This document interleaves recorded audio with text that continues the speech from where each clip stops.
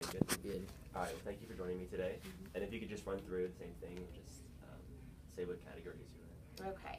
I identify with the people of color, the female, but then for the dominant side, the heterosexual, young, able-bodied and intelligent, Christian, and then the rich or poor, like I said, that can be difficult because when you see rich, you think of something different than middle class. Although I understand that being a part of middle class puts you in that category just because it gives you a certain economic ability to do things that you wouldn't normally be able to do. All right. So, have you ever experienced privileges because of your religious beliefs? Have I ever experienced privilege because of my religious beliefs? Yes. Just the fact, here living in the United States, the fact that our calendar is set up to go alongside my religious beliefs. Sundays are set aside as days of worship, and Saturdays are days of play. Friday nights are days of play, and that's not necessarily true for all religions.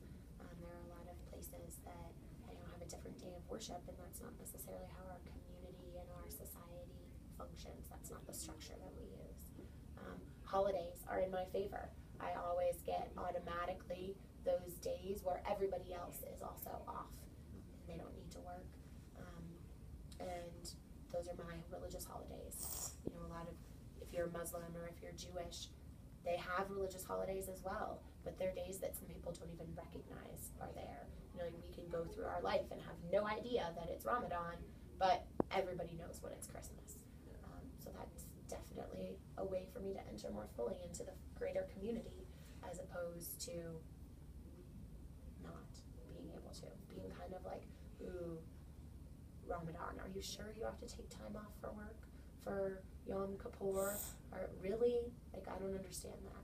Whereas I'm given the days off. Mm-hmm. And then since you identify with being a person of color, have you ever experienced discrimination against yourself or witnessed people in the dominant group of privileges that they have that you I have been lucky enough to often to not have experienced any direct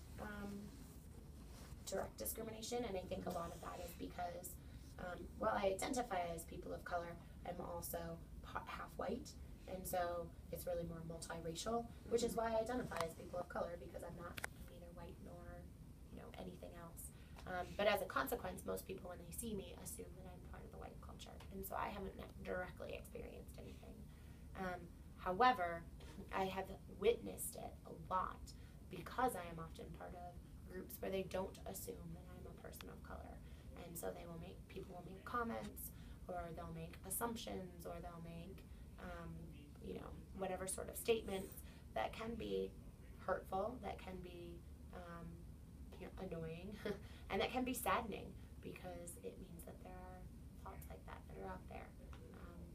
So yeah, that can be really difficult. And then being a female, have you ever experienced discrimination towards yourself or witnessed male privilege? I definitely have, and those are oftentimes small little things. So for example, here at school, while I've had some things that I have experienced, I have also witnessed things.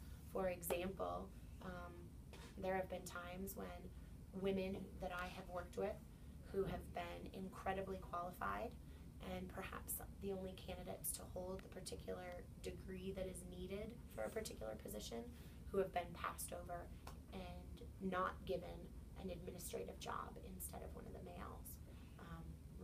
We've had women who have applied for administrative positions who are the ones who have an administrative license, which is a specific license that you have to obtain. And we've had males who end up getting the job who don't have that license. And if you look at their ability, based on my experience, I would have said that the female had better ability than the male. Having worked with them both of them in different situations. Is that discrimination, or is that picking the best candidate? Depends on how you look at it, and depends on who's answering the question, right? Are there things that go on behind the scenes that I don't know Potentially, possibly, but the way that I view it